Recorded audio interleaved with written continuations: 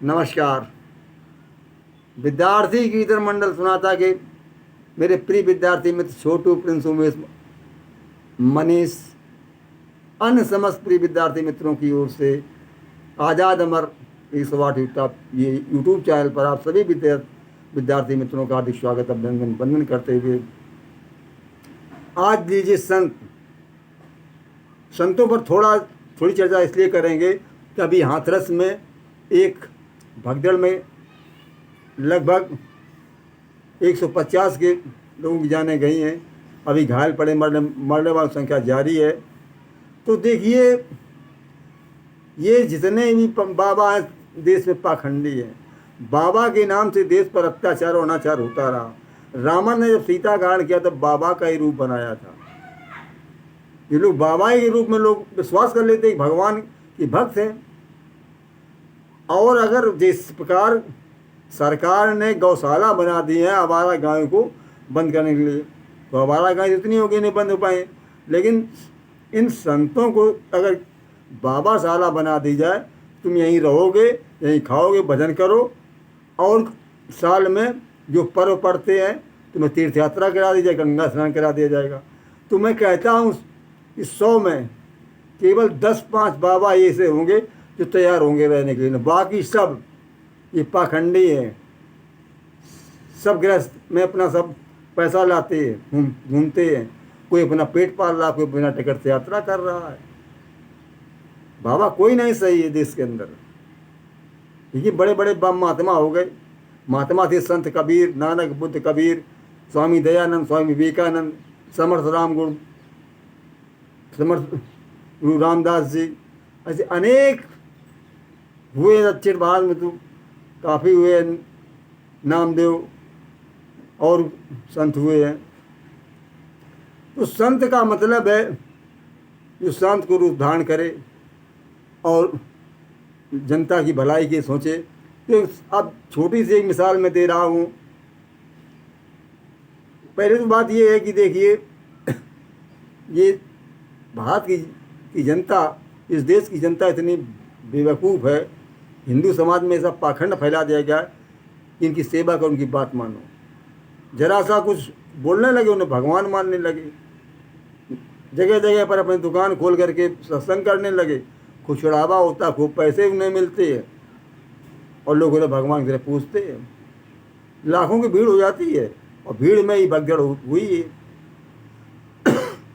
एक संत ऐसे हुए हैं, बाबा जय गुरुदेव, जो पाखंडवाद का सहारा लेकर के, हालांकि उन्होंने अपना मथुरा मंदिर बना लिया और अपने गांव खितौरा में बनवाया। ये भी यादव कुल में जन्म लिए, लेकिन उन्होंने कभी अपने लिए नहीं किया, केवल इतना ही काम किया कि मंदिर ही बनवाया है। और इतने उनके अनुयायी सुलझे सधे हुए थे, तो भले गांवों में जा कर के अपनी वही कूटनीति कपट रखते हो और रखते कपट, लेकिन वहाँ पर एक दूसरे को भाई मानते थे। कई भगदड़ नहीं हुई। इस भगदड़ में कितने लोग मारे गए। और देख, मैं तो कहता हूँ ऐसे बाबाओं को इस पर रोक लगा दी जाए।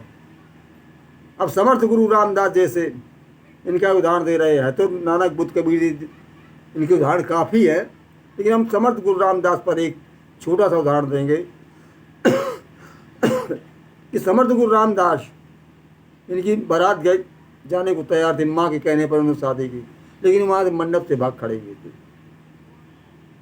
और उन्होंने उस समय देश में मुगलों का आतंक था, औरंगजेब का शासन था। उनके अंदर एक पीड़ा व्याप्त हुई कि हमारा देश यमनों के आक्रमण से, मुसीबतों से जूझ रहा है, किस तरह उद्धार करें देश का। संत तो वे होते हैं जो किसी के दुख को दूर देख करके व्याकुल आकुल हो जाते हैं, उनके दुख को दूर करने के लिए दिन रात एक कर देते हैं। उन्होंने शिवाजी जैसे महान योद्धा को अपना शिष्य बनाया था। स्वामी शिवाजी ने खुद उन्हें शिष्य अपना गुरु बनाया था। तो एक बार जब वो शिवाजी से मिलने जा रहे थे, तो रास्ते में उन्हें भूख लगे। तो एक किसान का खेत था, मक्के की भुट्टे उसमें लगे हुए थे, बहुत अच्छे थे। बाबा जी ने सोचा हम कौन चोरी करेंगे। समर्थ गुरु रामदास जी ने 2 भुट्टे तोड़ लिए और उनको खा गए। किसान ने देखा कि ये हमारे भुट्टे खा रहा, बुरी तरह से पीट दिया। और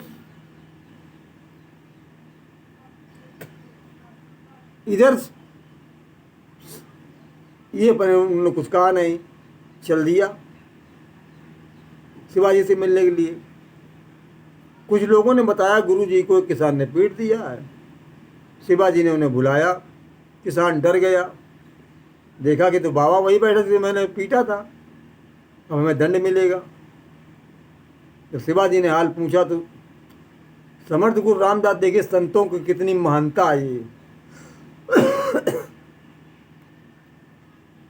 उन्होंने वीर शिवाजी से ये कहा, ये वीर शिवा, इस किसान को बेचारे को 2 बीघा जमीन और दे दो।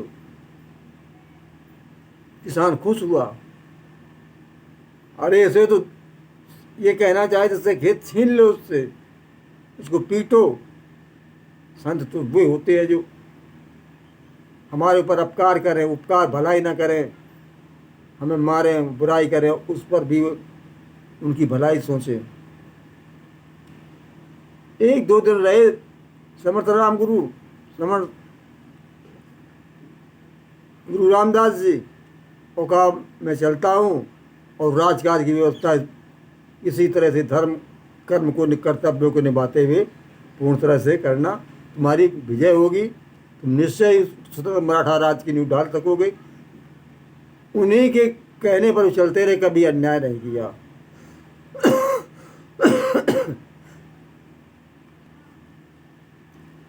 तो जब चले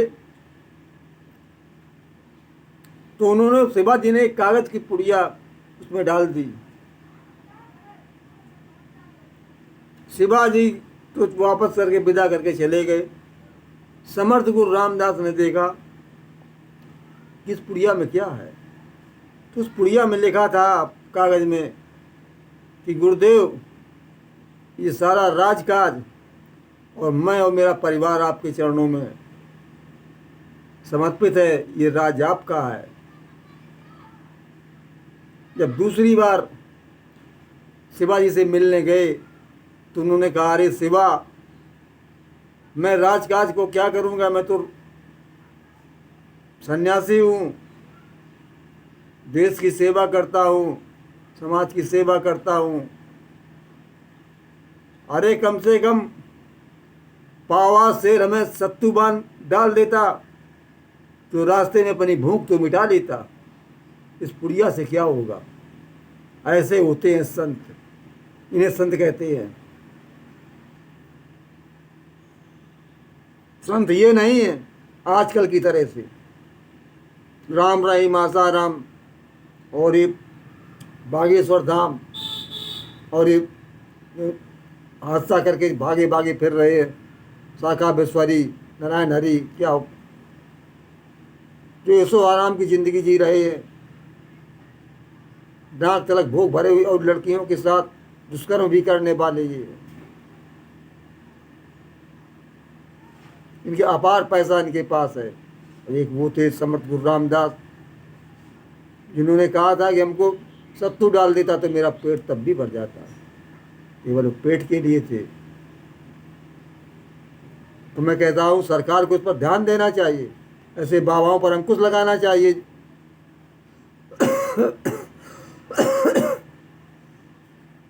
नमस्कार, खांसी बहुत बुरी आ रही है, आज खाने को कुछ नहीं है जो मुंह में डाल लेता। अगली वीडियो में फिर मिलेंगे आपसे।